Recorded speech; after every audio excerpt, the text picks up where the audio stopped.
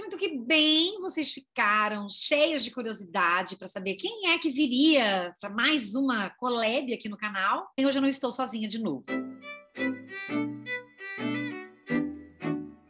Se você acabou de chegar nesse canal, meu nome é Jana Viscardi, sou eu mesma, dona e proprietária desse modestíssimo espaço. Sejam todas, todes e todos muito bem-vindas, bem-vindes e bem-vindos. Hoje eu não estou sozinha, eu tenho uma convidada muito especial, que eu já começo agradecendo pela participação. É a Júlia Rocha, médica, escritora, cantora. Tem um trabalho muito bonito dentro e fora das redes. E é com ela que a gente vai conversar hoje. Seja bem-vinda! Oi, Jana, que delícia, meu Deus, que gostoso estar aqui. Nossa, eu fiquei muito feliz de receber o seu convite. Sou fã, acompanho. Não sei se você me acompanhou esses dias no Twitter. Eu falei com Átila, meu marido, que é quem cuida dessa logística de agenda e gravação e tudo mais. E disse a ele assim, ele estava com fone, escutando música, disse, Átila, depois eu queria que você olhasse para mim, por favor, o dia que eu posso gravar com a Jana Viscardi. Aí ele falou assim, Jana Biscatti? Quem é? Eu, não, Átila, Jana Viscardi. Mas quem é? Você é uma linguista que eu acompanho ele. Linguiça? Sim. Eu falei, não, tira o fone para a gente conversar, que eu acho que a gente precisa se entender, bora. Isso é a história da minha vida, Júlia. É a história da minha vida desde criança. Jana, o quê? Podia ser Janaína, o sobrenome, Biscatti. Já teve, inclusive, haters me chamando de Biscatti. Eu acho ótimo, porque é a piadinha da minha vida inteira. Então, achei que o Átila reproduziu isso. Foi um roteiro, eu praticamente mandei para ele. Aí, assim, o curso que eu faço é sempre assim. Então, a gente está muito conectada. Você viu que, então, foi toda uma história para a gente marcar esse encontro.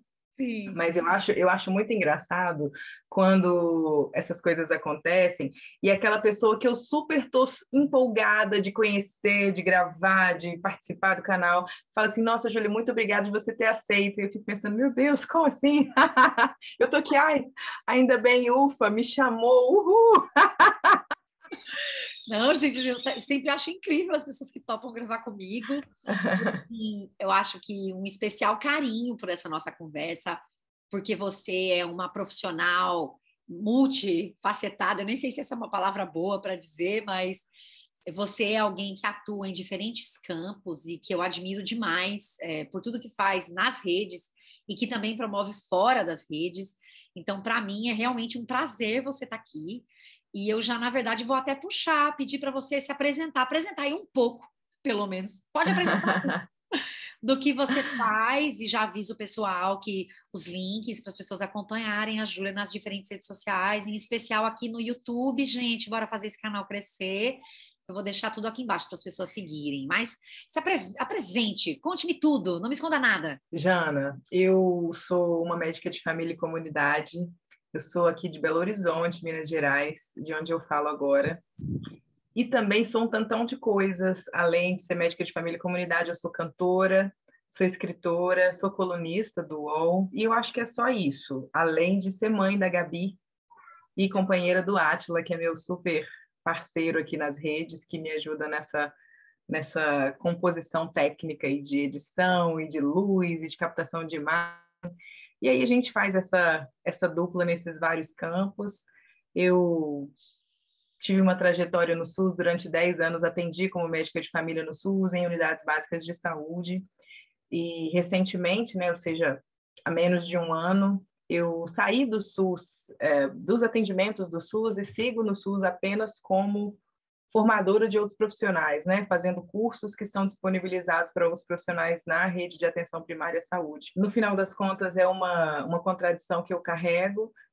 Eu gostaria muito de estar no SUS, mas fazendo tanta coisa, não é possível, né? Eu fiquei no SUS por muito tempo e eu fazia, por exemplo, programa de televisão. Eu ia cantar lá no Rio de Janeiro, saía do interior de Minas e ia cantar. E aí eu fazia minha equipe ficar quase maluca durante uma semana para remarcar pacientes e abrir a unidade em outros horários, enfim. E aí quando as outras carreiras foram tomando proporção maior, eu disse, cara, não é justo que eu faça isso, comprometo o atendimento de tantas pessoas, né, saindo, faltando e tudo mais. Aí eu decidi sair, montei meu consultório, onde eu faço os meus atendimentos normalmente, mas, por exemplo, num dia como hoje, eu posso dizer, olha, fecha a agenda, vamos gravar. fecha a agenda, preciso viajar, fecha a agenda, vou lançar um livro, que no SUS é muito mais difícil, né, de fazer essa logística. Então, basicamente, essa sou eu. Ou pelo menos uma parte. É sempre uma parte, né? Nunca é tudo. Verdade. Eu fiquei aqui pensando, né, você falando justamente das agendas, da atuação como cantora, atuação como médica. E é interessante que nas redes você também tem um pouco das duas coisas, né? A Júlia médica e a Júlia cantora. E no YouTube você tem feito vários vídeos para falar de saúde. Como é para você estar nas redes para falar de saúde? Porque eu fico pensando que, bom, enfim, em especial na pandemia, a questão do divulgador científico, ou daquele que fala sobre os conhecimentos que adquiriu aí ao longo de uma trajetória, né, de formação, ficou mais conhecido, cada vez mais conhecido, né? Essa trajetória ficou mais conhecida.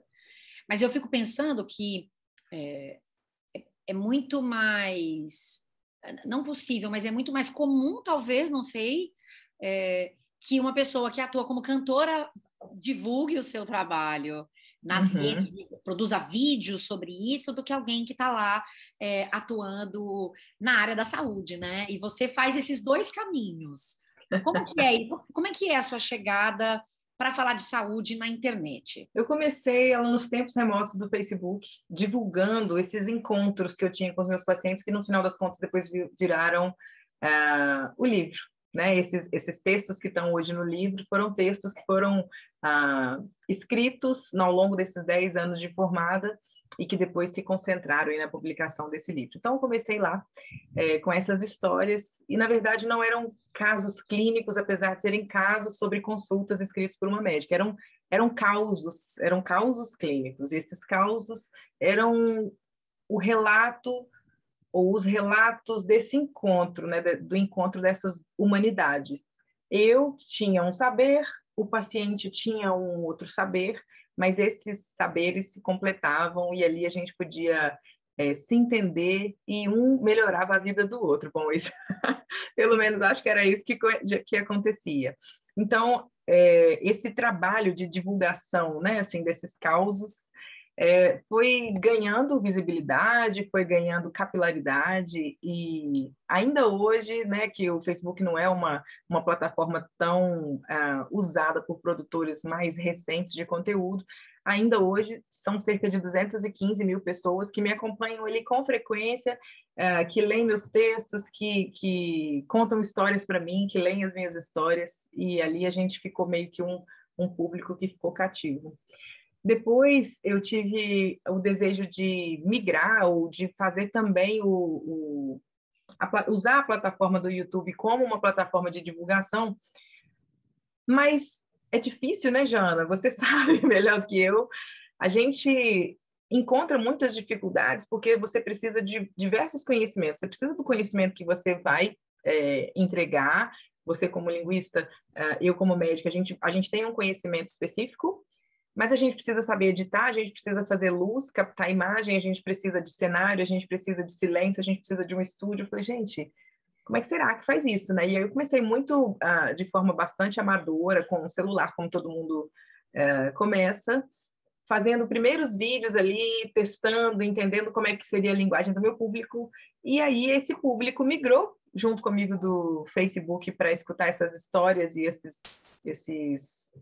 essas informações no YouTube, e aí tinha uma linguagem diferente, né? Porque se lá eu falava sobre humanidade, sobre encontros, sobre uma visão mais humanística, no YouTube eu quis trazer um jeito diferente de olhar para a nossa saúde, para falar sobre saúde de uma forma mais politizada, entendendo que as decisões políticas, as políticas públicas, que o ambiente, que o meio ambiente fazem total sentido, né, nessa conversa, que a gente precisa falar de política se a gente quer entender por que o SUS está sendo desfinanciado, que a gente precisa falar de ecologia, ou a gente precisa falar de uma mudança radical da sociedade, de uma transformação mais radical, se a gente quer pensar num mundo radicalmente diferente em relação ao nosso acesso à saúde e tudo mais.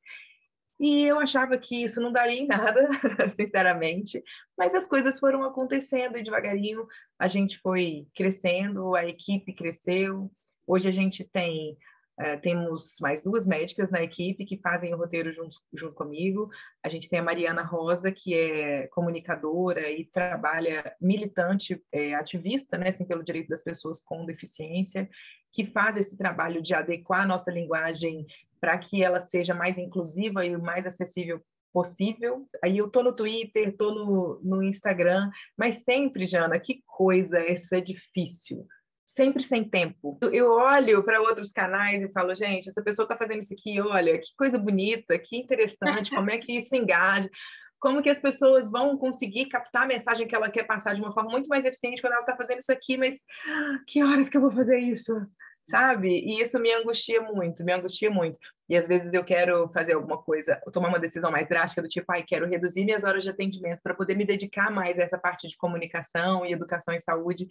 Mas é impossível, né, gente? As contas chegam, os boletos estão aí e a gente vai fazendo o que é possível. Eu acho que eu convivo, eu ia falar convivo com você, não, eu assisto você, eu conheço uma parte dessa sua persona, né, que está aqui nas redes sociais, e eu sei que a nossa batalha é uma batalha semelhante, né, assim, de fazer um tantão de coisa e fazer isso aqui também. Então, eu comecei a me sentir mais confortável no sentido de dizer, olha, gente, não dá, simplesmente não dá. Não vai ter vídeo, porque senão não vai ter vida. E o YouTube, eu fico pensando, né, o YouTube ele é um espaço que tem produtores, gente produzindo conteúdo de maneira muito diversa. Você tem redes televisivas produzindo conteúdo para o YouTube. Então, e às vezes eu não sei qual a dimensão de que as pessoas, que a audiência, não é que compreende, mas presta atenção nisso, né? Então, uma coisa sou eu na minha casa gravando o meu vídeo, você na sua casa gravando seu vídeo.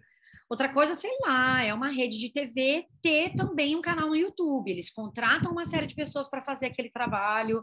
Então, é um trabalho feito a muitas e muitas mãos, com uma série de demandas, de prazos. E que, claro, a gente também estabelece os nossos, as nossas metas, os objetivos e tal, mas fazendo tudo só, ou com pouca estrutura, em especial uma estrutura financeira também, né? Da grana que é investida. Então é isso, o áudio vai ter o passarinho cantando no fundo, um cachorro que dá uma latida, sabe?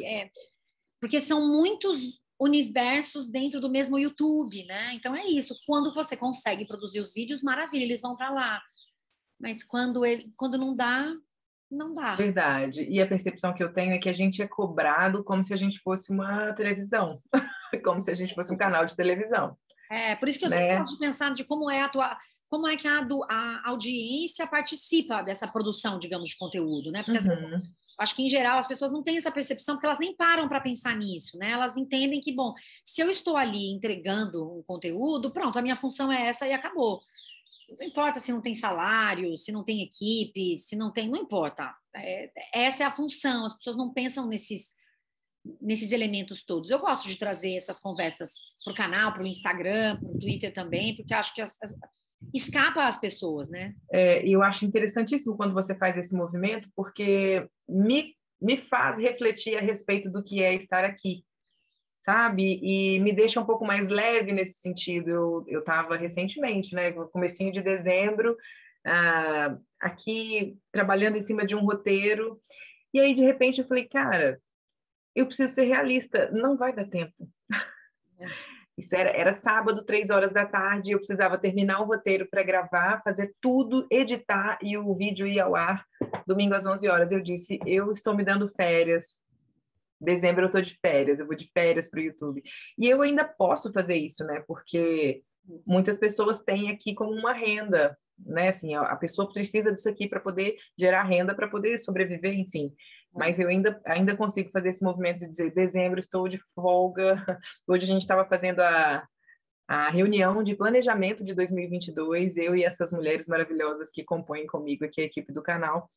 E a gente dizendo sobre isso, né? Assim, sobre o quanto precisa ser leve, porque senão a gente começa a repetir essa lógica produtivista, intensa, frenética, que a gente tanto critica, que adoece as pessoas e que leva as pessoas a procurar ajuda médica, por exemplo, no trabalho que a gente quer falar justamente sobre o contrário, né? Assim, existe um jeito diferente de viver que pode ser um jeito mais lento, o tempo pode ter um ritmo diferente e a gente pode viver de forma mais saudável É claro que nesse cenário nós todas temos outros empregos e temos a nossa subsistência garantida, então a gente tem essa possibilidade. Mas o algoritmo, ele é bastante, como eu posso dizer, ele pune, cruel, ele pune, né? Assim, não pode ter férias. E eu falo, posso sim, bicho, eu vou tirar férias e no final a gente vê o que dá. Eu tenho para mim, Diana, que eu sou cantora, então eu gosto de cantar. Não importa, eu adoro que várias pessoas estejam ouvindo e que estejam cantando comigo. Mas se elas não estiverem lá, ok também. Eu posso cantar e ser feliz cantando e produzir música e compor, mesmo com pouquinhas pessoas que quiseram ficar ali. Eu tenho isso, olha, eu quero fazer isso aqui porque eu acho que isso é importante e talvez modifique a trajetória de alguém, talvez influencie alguém de forma positiva. Cara, mas se 1.000 pessoas virem o vídeo, ok. Se 10.000 virem, ótimo também. Eu não vou me matar e adoecer para que isso aqui se torne algo parecido com um canal de televisão, porque não é. Somos nós aqui, pouquíssimos. Exato, acho que isso é muito libertador. Eu, durante muito tempo, persegui um modelo de produção, vendo outras pessoas crescendo, se desenvolvendo. O YouTube, ao longo do tempo, ele foi se tornando mesmo o meu espaço de trabalho primeiro, ou o espaço de divulgação dos meus cursos, por exemplo. Então, é um espaço que é muito importante para mim nesse sentido de... Ele é a minha atividade de trabalho, né? Mas eu me via tentando reproduzir outras lógicas mesmo. Não, então eu devia ter não sei quantos vídeos por semana, eu devia ter... E eu me via angustiadíssima. Nossa, mas eu não sei se eu tenho tema para tanto, eu não consigo estudar o quanto eu gostaria para produzir aquele vídeo. Então, teve fases em que eu fiquei muito angustiada com isso, mas depois fiquei em paz. Não, é um vídeo por semana mesmo, pode cair o mundo, pode ter coisas muito interessantes no meio do caminho para eu falar. Mas, se eu tiver disponibilidade num dia extra de fazer um outro vídeo, eu faço. Se eu não tiver, eu não faço, porque tem outras atividades que eu preciso dar conta para estar aqui, né, gratuitamente, fazendo o que eu faço nas redes. Então, é um pouco isso, né? Não tem jeito.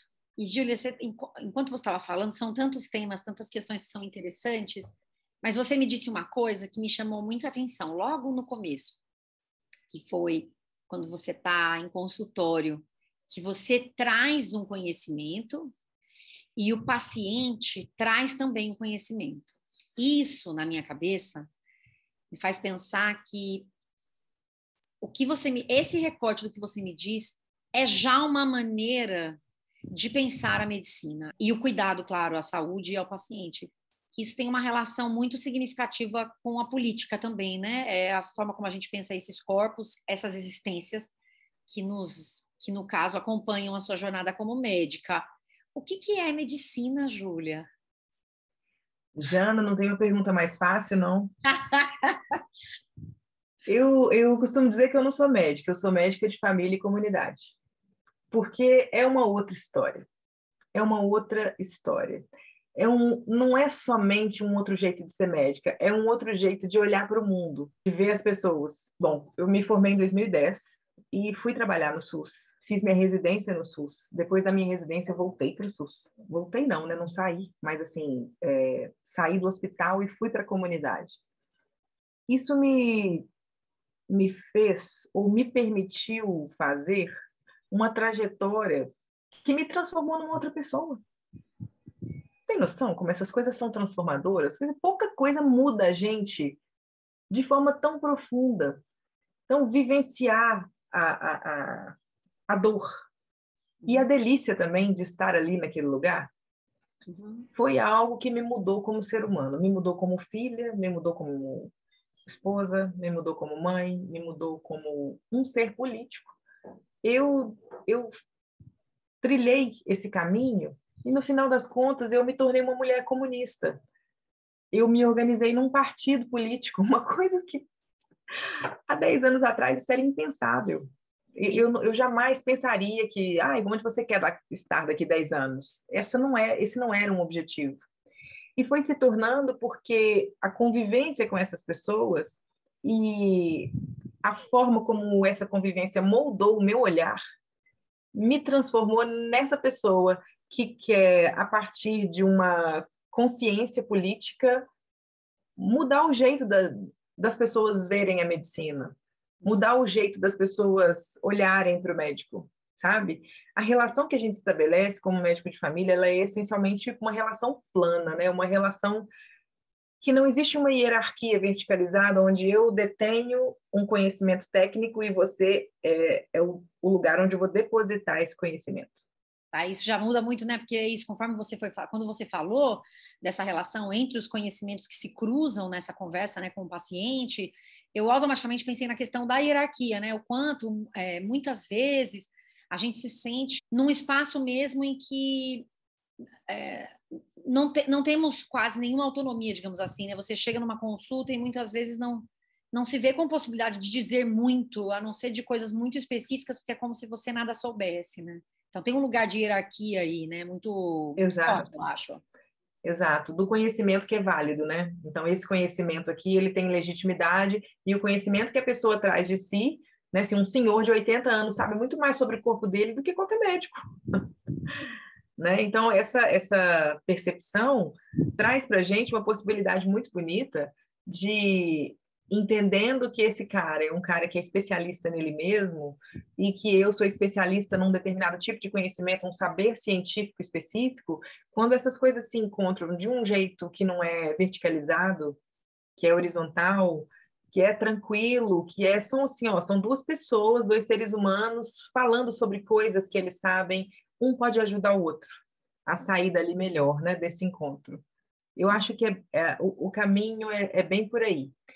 E é óbvio, né, que eu sendo uma médica e tendo a origem que eu tenho, estando nos espaços que eu estou e tendo a visibilidade que eu passei a ter, e obviamente sendo comunista, isso traz não só uma responsabilidade, mas muitos dedos apontados, sabe? Então, tudo que eu faço precisa ser milimetricamente calculado e talvez isso traga um peso para essa presença aqui nas redes, porque se você fala uma coisa errada, não foi a Júlia que falou uma besteira ou que fez um comentário que não tem respaldo na ciência, que não tem evidência. Não, foi a Júlia, a médica de família, comunista.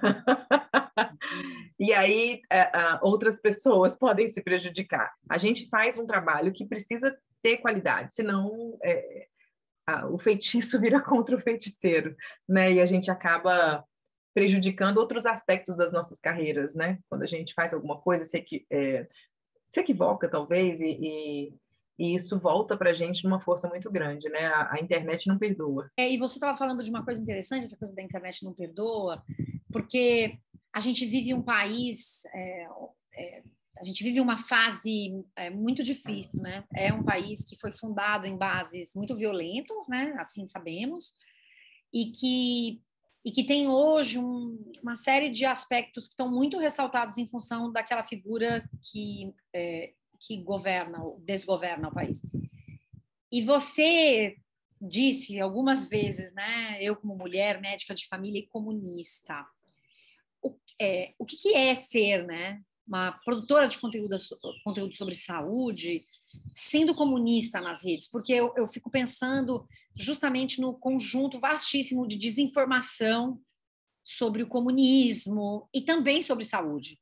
Então, quando essas coisas se misturam e quando você fala sobre quanto a política tem a ver com isso também, e você vai lá para o seu canal no YouTube e vai falar justamente da relação entre política e saúde, como é, né, estar na internet considerando uma fase de profunda desinformação sobre uma série de temas que tem relação com a esquerda, digamos assim, né? Então, como é que é nessa bifurcação entre saúde e política estar nas redes hoje? Te ouvindo falar, eu fiquei fazendo aqui uma retrospectiva.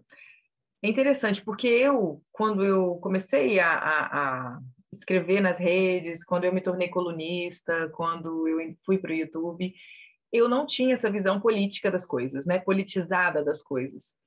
E os meus textos, eles traziam muito do que eu sou como pessoa e da forma como eu enxergo o mundo e muito do que os meus pais, minha mãe principalmente, né, assim, que é essa pessoa mais de humanas, me ensinou, de como ela me ensinou a ser. Então, inicialmente, como uma pessoa que aparece mais nas redes, eu apareci de uma forma mais doce, sutil, leve, trazendo amenidades, falando de humanidades, falando de encontros, de poesia, de fogão de lenha, de Minas Gerais, de montanha, de visita domiciliar. Então, eu falava de coisas gostosas de ler, de ouvir, de conversar sobre. Então, as pessoas que me acompanham, eu tenho a impressão de que elas primeiro se vincularam a essa pessoa que faz café, que sabe fazer pão de queijo, que conversa olhando no olho. Então, elas se vincularam a essa pessoa, a essa imagem que elas fizeram de mim. E depois, essa pessoa que elas gostavam se tornou uma mulher comunista. Essa trajetória ela tem algumas peculiaridades, porque não foi assim aquela comunista, não, é a Júlia. A Júlia agora ela se organizou num coletivo feminista classista. A Júlia é filiada ao Partido Comunista Brasileiro. Então, quer dizer, aquela pessoa que eu gosto agora fala dessas coisas, então eu quero ouvir, porque ela é uma pessoa que eu gosto. Então, talvez eu consiga seguir sendo essa pessoa nas redes, porque antes veio uma ligação pelo afeto e não diretamente pela política, entendeu? Nesse cenário de despolitização, a gente vive muito isso, as consequências de muitos anos de despolitização do debate público. Você se colocar como uma pessoa que se filiou a um partido, ou uma pessoa que tem pretensão ou tem um desejo grande de mudar as coisas, de mudar o mundo, de transformar a realidade coletivamente, não é uma coisa bem vista. É estranho isso, né? As pessoas olham e dizem, mas a Júlia não pode fazer tal coisa porque ela é filiada a um partido, coisas nesse sentido. Então, não é fácil, mas eu acho que por ser uma jornada com essas peculiaridades, ficou um pouco mais fácil, porque as pessoas se vincularam antes pelo afeto. Eu acredito muito nisso, nesse vínculo que primeiro pega a gente pela emoção, é como se pegasse a gente no contrapé, sabe? Assim, putz, eu gosto dela, e aí? Agora ela está falando disso, deixa eu escutar. Acho que num país tão pouco em que a despolitização é um projeto, né? É a possibilidade de uma reconexão, né, com as pessoas também, né? E de apresentar para elas outras possibilidades de existência a partir dessa reconexão, né? Verdade, eu me coloco nas redes como eu me coloco no consultório. Assim, eu não sou a dona da verdade.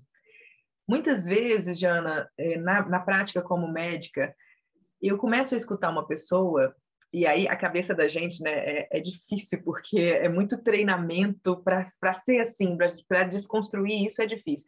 Mas a pessoa me fala assim, então, eu tive febre, aí você... E você começa a fazer ali o fluxograma, e aí eu tossi, aí você se avança no fluxograma, mas meu nariz não está escorrendo, aí você avança mais um pouquinho, e você está querendo dar respostas. Então, você dizer assim, peraí, eu não quero pensar em nada, fala, eu quero só te escutar. Isso é muito difícil. E eu faço isso no consultório, mas eu tento fazer isso nas redes também. Porque a gente, às vezes, tem primeiras impressões muito ruins das coisas. E a partir do momento que você se permite... Não, peraí, fala, eu vou te escutar, me conta aqui. E da mesma forma como isso me surpreende no consultório, me surpreende nas redes também. A gente replica essa violência, né, a qual a gente está submetido o tempo todo, e a gente vai com tudo, né? Na vida, nas redes, eu tenho a impressão de que falta muito a gente esfriar a cabeça e olhar, né? Assim, eu brinco com os meus pacientes, colocar a bola no chão e olhar para o jogo, sabe? Porque às vezes a gente vai na reação e a gente não quer escutar, a gente quer só responder. Eu fiquei pensando nisso, conforme você falava, eu pensei justamente na questão da escuta, o quanto ela é importante para você na sua atuação como médica, mas o quanto ela também é importante, o quanto ela perpassa a sua presença nas redes, né? Que é justamente essa escuta do outro. As pessoas, elas estão te escutando quando leem as suas histórias, e o quanto também é interessante ser capaz de, ao invés de reagir simplesmente, né? De ter essa escuta calibrada, digamos, não é calibrada, mas eu acho que as redes sociais em especial, elas têm essa lógica muito da reação direta, né? Isso que, assim, no final, promovem uma reação direta que muitas vezes são dos afetos bem exacerbados. Primitivos. Então, é interessante pensar que colocar a escuta no centro, num tempo em também que a gente fala tanto, né? Me parece tão importante para a gente, inclusive, ter uma sensibilidade muito maior para entender outras realidades que não a nossa e ser capaz de conviver melhor no mundo também, né? Claro, nada disso resolve o mundo, viu, gente? Tem aqui, a nossa dica final, o que fica dessa conversa? É evidente, né, que não é nada disso, né? Não é isso que nós estamos dizendo, pelo menos não era essa a minha intenção, mas é justamente voltar a nossa atenção para o que são essas interações um pouco, né? Assim, mesmo essa coisa do direito, eu tenho o direito, quais são os direitos que eu tenho, né, nessas interações? O que é claro que a raiva, a tensão faz parte da vida da gente, né? Mas ficou a sensação de que isso fica muito, cada vez mais exacerbado nas redes, né? Perde um certo filtro que no presencial acontece também, claro, mas tem uma medida aí que às vezes se perde, eu acho, muito mais rápido nas redes, né? Porque a gente parte, claro, da nossa realidade para ouvir o que o outro está nos dizendo, mas sem muita paciência para essa escuta, eu acho. A rede ela tem uma questão que é o fato da gente não estar vendo a pessoa, de não ter entonação, você não sabe se a pessoa está gritando com você ou se ela está dizendo com um sorriso no rosto. Mas eu tenho para mim que isso demanda um certo treinamento, assim, uma vontade de querer fazer diferente. Como médicos, a gente treina isso.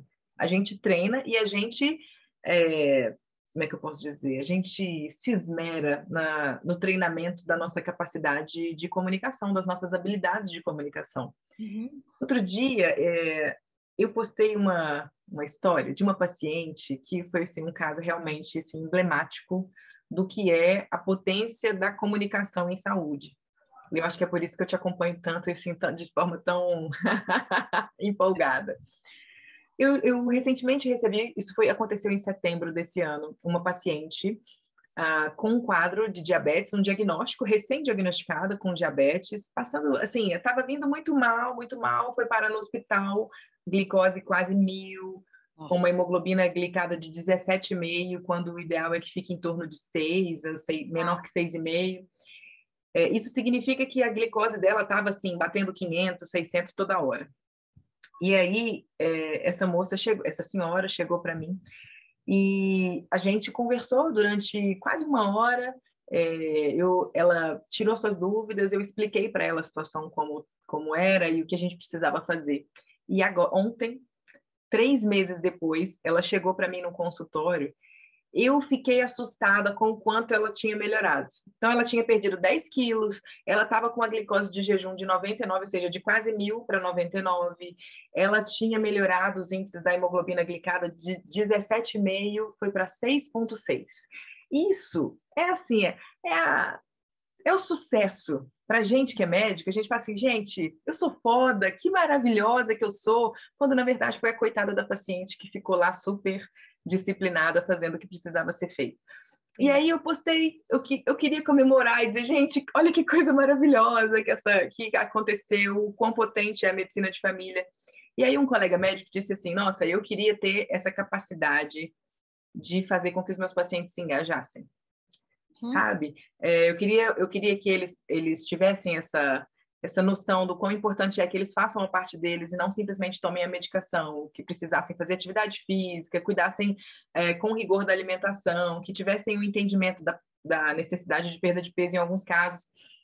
E eu fiquei pensando nisso, nesse comentário, né? Porque, é lógico, tem 10 anos que eu sou formada, tem 6 anos que eu sou médica de família, e eu fui normalizando, assim, essas coisas hoje são o meu arroz com feijão. Mas existe uma beleza nesse conhecimento, né? Nessa habilidade de comunicação. Eu quis te dizer isso porque é uma das coisas que mais me encanta quando eu acompanho o seu conteúdo, que é assim, o poder da linguagem, né? Assim, mais do que você dizer uma coisa, você saber como dizer. Você encontrar a imagem que corresponde àquilo que você quer passar. Você ter o tempo, a pausa, o silêncio, a entonação, tudo isso fala, E a gente, na residência de medicina de família, a gente faz muito isso, né? Que é justamente treinar essa habilidade de comunicação e medir o impacto, né? Dessa comunicação mais adequada no retorno do paciente. Aí eu falei, cara, então quer dizer que talvez eu tenha ajudado sim. Foram muitos anos de estudo e olha, deu certo. Sem dúvida. Quando eu penso em habilidades de comunicação, eu não consigo não pensar em política. Porque você se empenha em comunicar algo para alguém quando você considera aquela pessoa gente, quando você enxerga a humanidade naquela pessoa. Porque, cara, se você não, né, chega um paciente, você está ali no SUS, desumanizado por um sistema subfinanciado que não te entrega aquilo que você precisa de recurso para poder prestar um bom atendimento.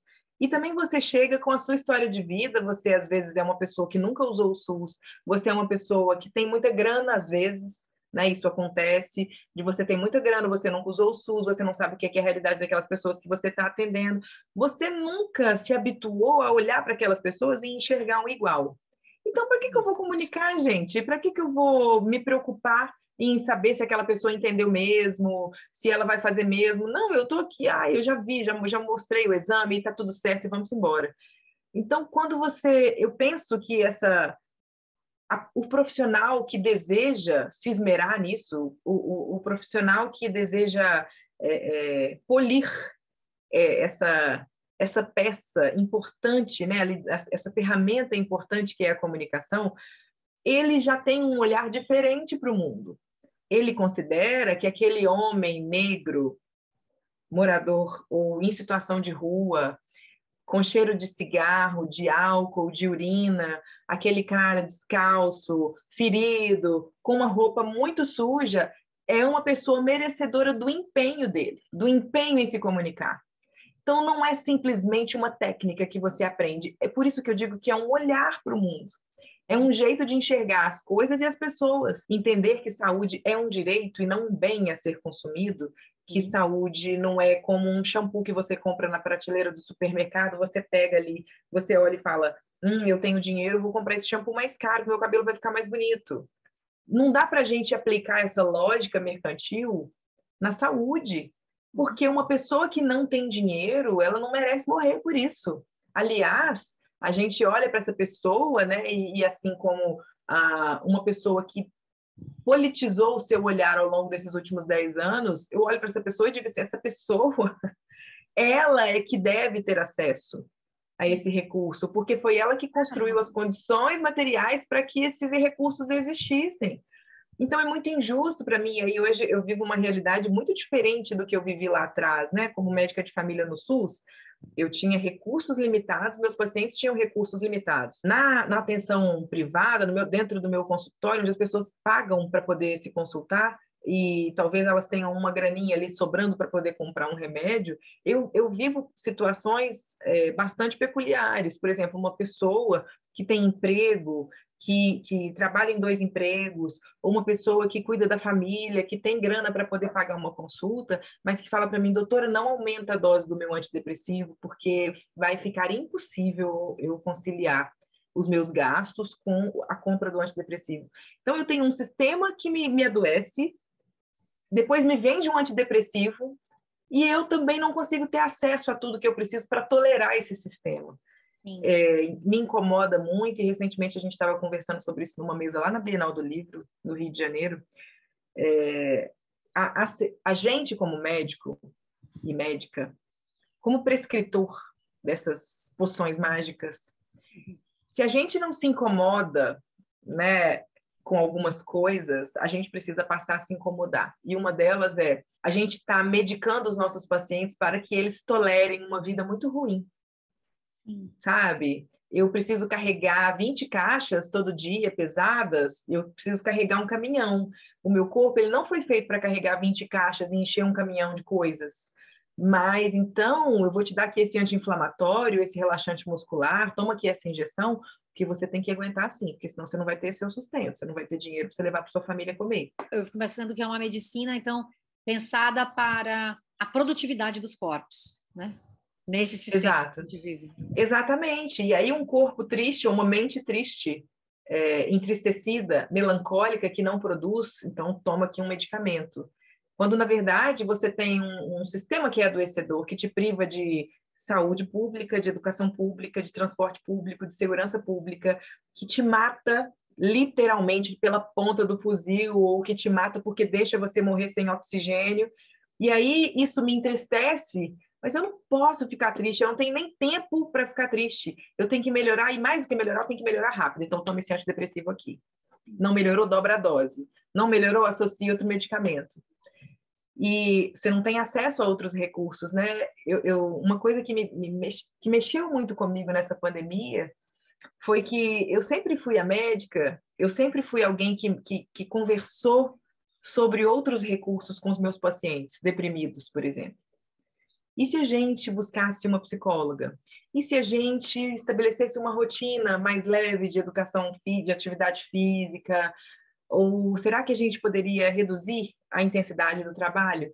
Hoje, não tem mais nada. O único recurso que a gente tem a gente não tem mais o recurso da palavra. Você não tem tempo para conversar, para revisitar suas dores, para ressignificar o seu adoecimento.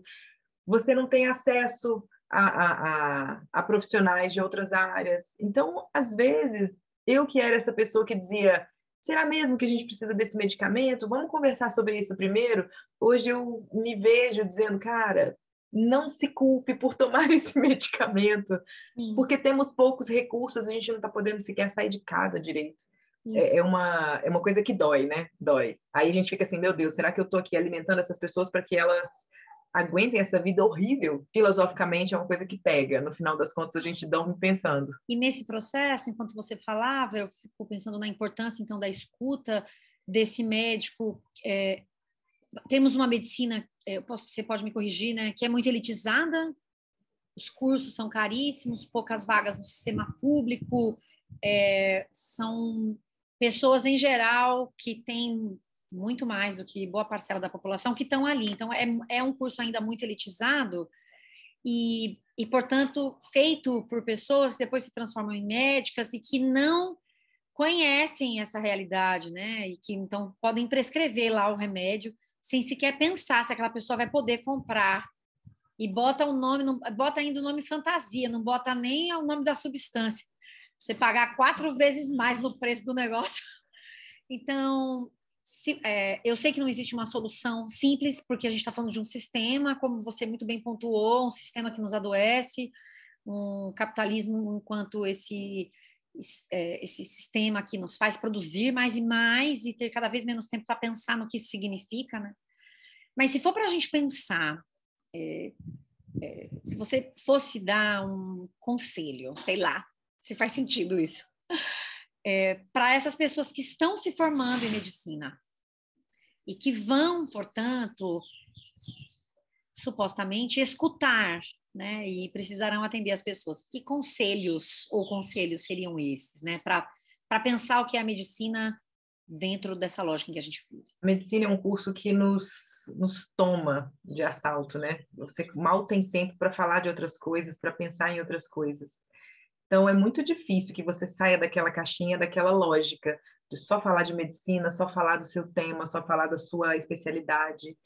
E a gente, como médico, precisa ter competência cultural. A gente precisa saber sobre a vida, sobre arte, sobre literatura. A gente precisa falar a língua do nosso paciente, a gente precisa saber sobre cultura popular. Eu acho que falta para a gente isso, falta a gente olhar para o mundo, ter outros olhos, fazer outras leituras do mundo. E o que me ajudou a fazer isso foi realmente esse movimento de tornar a minha existência uma parte de um coletivo. Então, estar organizada coletivamente me fez conhecer outros olhares para a realidade. Eu tenho a impressão também que escutar sobre outras coisas, e aí, Jana, eu acho que é bem a minha cara isso, né? Aquela pessoa que canta, escreve, chupa cana, assovia. Então, eu acho que é bem da minha cara essa história. Mas eu tenho a impressão que ouvir pessoas como você, como o Jones Manuel, que se tornou um amigo, como a Sabrina Fernandes, como o Tiago Ávila, Rita Von Hunt, E isso está aqui acessível para a gente, me fez, por exemplo, conhecer um campo do conhecimento que era uma coisa não existia para mim. E a partir daí, e a partir da indicação de leituras e tudo mais, eu fui entrando numa seara da vida que para o médico não existe, né? A gente é fechado no hospital e no consultório. Então, hoje eu consigo abrir um livro que fala sobre política, e não que eu vá entender como um sociólogo, como um historiador, mas eu consigo trazer dali algo que interfere na minha prática. Depois que eu fui mãe, eu passei a atender outras mulheres de um jeito completamente diferente, porque eu vivenciei aquilo, mas mais do que vivenciar aquilo, eu fui estudar sobre os aspectos envolvidos, né, sociológicos envolvidos naquela temática. Eu fui estudar sobre feminismo, eu fui estudar sobre outras coisas que impactam na vida das mulheres mães, por exemplo. E aí eu mudei completamente a minha prática como médica. Não foi o livro sobre amamentação ou sobre prevenção do câncer de colo de útero que me fez ser a médica que eu sou hoje, porque isso é obrigação nossa.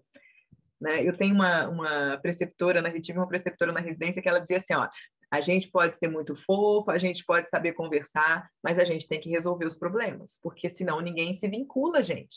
Então, a gente tem que ser bom tecnicamente, óbvio, né? O paciente precisa desse atendimento, da dureza do conhecimento ali, concreto, do que é a ciência médica. Mas se a gente abre, amplia o nosso olhar para o mundo, entende que as pessoas adoecem também por outros motivos que não vírus ou bactérias, a gente consegue ser um ser humano melhor e, assim, um médico ou uma médica melhor. Eu acho que é bem por aí a história. Gente, que mulher. Eu só tenho isso. Que mulher, que encontro. Júlia, você gostaria de dizer algo mais que eu não disse aqui, para a gente ir finalizando? Eu gostaria de dizer que o meu livro estava na lista dos 10 mais da Jabuti, do Prêmio Jabuti. É isso que eu queria dizer. Jana, eu sempre acho que cara, não sei se é falta de terapia ou se é falta de tempo, mas eu sempre acho que eu não estou fazendo o suficiente e que aquilo que eu estou fazendo não está bom o suficiente. Não estar aqui foi uma alegria imensa, porque encontrar com pessoas que de algum modo se alinham ideologicamente, que têm uma visão de mundo parecida, e de repente alguém dizer para mim assim, olha, o seu trabalho é relevante, eu acho que me move para frente. Eu fiquei muito feliz de estar aqui. Eu quero convidar as pessoas para me acompanharem nas redes. Eu estou no Instagram, estou no Twitter, estou no Facebook, estou no YouTube. E a gente vai mantendo esse contato gostoso. Eu adoro estar nas redes, não como uma trabalhadora das redes, mas como uma pessoa curiosa, assim, de escutar o que as pessoas também têm a dizer. Eu quero mandar um beijo para quem chegou até aqui nessa conversa e dizer que estou esperando vocês lá para a gente conversar mais. Que linda, que maravilhosa. Eu vou deixar aqui embaixo as referências todas da Júlia, inclusive para vocês conhecerem o livro e tudo mais que ela anda aprontando por aí, gente.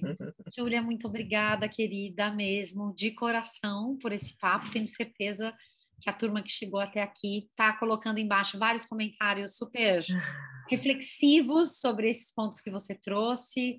Se você é da área de medicina, da área da saúde, escute com carinho sobre esse elemento da competência cultural, que é tão importante para além daquilo que é o conhecimento técnico também. E muito obrigada por estar aqui conosco, você que chegou até aqui junto comigo e com a Júlia. Um beijo para todo mundo e tchau, tchau. Beijo.